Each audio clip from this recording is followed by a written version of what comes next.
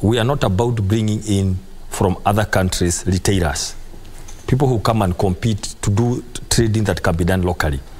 Ours is to bring in manufacturers. That is number one. We have a very ambitious target.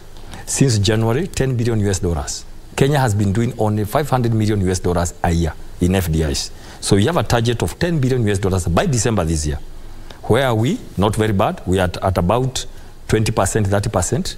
And most of the work has been foundational. So we expect of what? Of the 10 billion. Of the 10 target. billion. Yeah. So, so you're talking about 3 billion. 3 billion. USD. And we hope in the next, because a lot of the work has been foundational.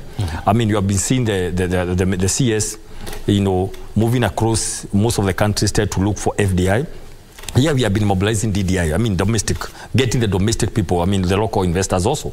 Number two is the issue of exports. I mean, we have three state departments of industry, trade and industry. So the second issue is the issue of exports. Now, for the last 5 years, about 5 years ago, Kenya was doing a contribution to GDP. Exports was doing 30%. It came down to 10%.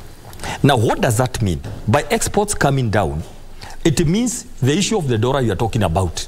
Because when we become an importing country, that's where you get messed up with the dollar. Because you are bringing in, so it's squeezing. But when you manufacture and export, that's when. So some of these cries you hear about dollars, they are natural.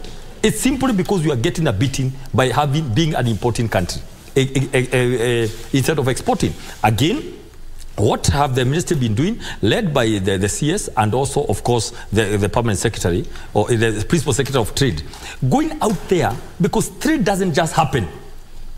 Trade is very, very deliberate.